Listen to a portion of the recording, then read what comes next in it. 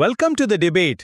இப்போ தமிழக வெற்றிக் கழகம் அதாவது டிவிகே ஆட்சிக்கு வந்தா முந்தைய அரசோட நிதிநிலை பத்தி ஒரு வெள்ளை அறிக்கை வெளியிடுவோன்னு சொல்லியிருக்கிறாங்க. இது ஒரு நேர்மையான முன்னெடுப்பா இல்ல கசப்பான அரசியல் முடிவுகளுக்கான அடித்தளமா அப்படிங்கிறது தான் இன்னைக்கு நம்ம விவாதம். என்ன பொறுத்த வரைக்கும் அரசின் நிதிநிலைய எந்த மறைப்பும் இல்லாம மக்கள் முன் வைக்கிறது தான் உண்மையான வெளிப்படைத்தன்மை. ஆனா நான் இத கொஞ்சம் வேற மாதிரி பாக்குறேன். இது முந்தைய அரசு குறை சொல்லி எதிர்காலத்துல மக்கள் மேல தாங்க சுமத்த போற பொருளாதார சுமைய நியாயப்படுத்துற ஒரு அரசியல் தந்திரம்னு தான் நான் வாதிடுவேன். ஆனா பாத்தீங்கன்னா பல வருஷமாவே நம்ம தமிழ்நாட்டோட உண்மையான கடன் அளவு பட்ஜெட்ல சரியா காட்டப்படுறது இல்லையே. அது உண்மைதான். ஆனா ஒரு நிமிஷம், குறிப்பா இந்த மின்சார வாரியம் அப்புறம் போக்குவரத்து கழகங்கள் மூலமா அந்த பட்ஜெட்டுக்கு வெளியில வாங்குற கடன்கள் மாநில பொருளாதாரத்தை ரொம்பவே அரிக்குது. இத ஒரு வெள்ளை அறிக்கை மூலமா முழுமையா மக்களுக்கு சொல்றது ஒரு நோயாளிக்கு அவரோட உண்மையான மருத்துவ பரிசோதனை அறிக்கையை கொடுக்கற மாதிரி ஒரு அடிப்படை நிர்வாக ஆரம் தானே. ஆ நோயாளியிடம் ரிப்போர்ட்டை கொடுப்பது சரிதான். ஆனா ஒரு புதிய அரசு இப்படி வெள்ளை அறிக்கை வெளியிடுறதோட அடிநாதமே என்னன்னா, கஜானா காலி அப்படிங்கிற ஒரு பிம்பத்தை உருவாக்குறது தான். அது எப்படி வெறும் பிம்பமா இருக்க முடியும்? உண்மையான கணக்குகள் தானே அது.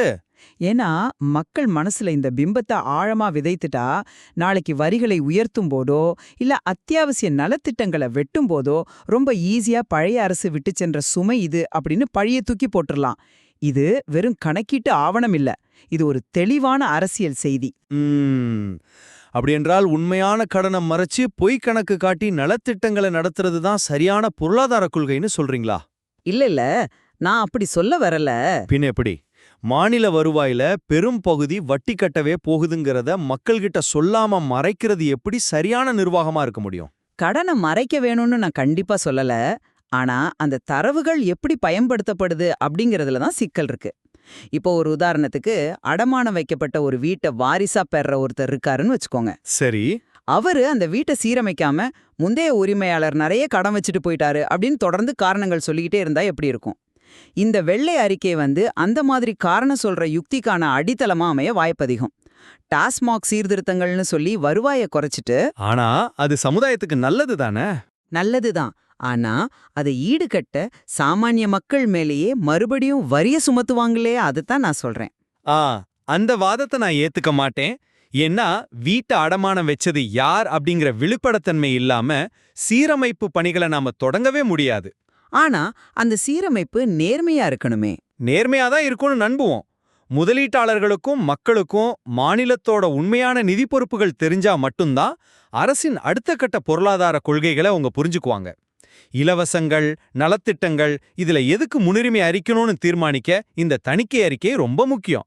நீங்க சொல்ற மாதிரி அந்த அறிக்கை உண்மையிலேயே நேர்மையா இருந்தா பரவாயில்ல. ஆனா முந்தைய ஆட்சியாளர்களை ஊழல்வாதிகளாக காட்டி தங்களை மட்டும் நேர்மையானவர்களாக நிலைநிறுத்திக்கிற ஒரு பிம்ப கட்டமைப்பா இது மாறக்கூடாது. புரியுது. பொருளாதார சீர்திருத்தங்கிற பேர்ல அடித்தட்டு மக்களுக்கான திட்டங்கள் நிறுத்தப்பட்டா அப்புறம் இந்த வெளிப்படைத்தன்மை அப்படிங்கிற வார்த்தையோட நோக்கமே அடிபட்டு போயிடும். சரியா சொன்னீங்க. சுருக்கமா சொல்லணும்னா, இந்த வெள்ளை அறிக்கை நிதி நெருக்கடியை விளக்குற ஒரு கசப்பான உண்மையா இருக்குமா இல்ல அடுத்த கட்ட அரசியல் நகர்வுகளுக்கான கேடயமா பயன்படுமா அப்படிங்கறத அது வெளியான பிறகு அரசு எடுக்க போற நடவடிக்கைகள் தான் தீர்மானிக்கும். கண்டிப்பா அந்த பொறுப்புணர்வும் வெளிப்படைத்தன்மையும் எந்த அளவுக்கு இதுல சாத்தியப்படும் அப்படிங்கிறது தான் தமிழகத்தோட பொருளாதார எதிர்காலத்தை வடிவமைக்க போகுது. ஆமா. அதோட இன்னைக்கு விவாதத்தை நாம நிறைவு செய்யலாம். இன்னும் நிறைய தரவுகளை அலச வேண்டியிருக்கு.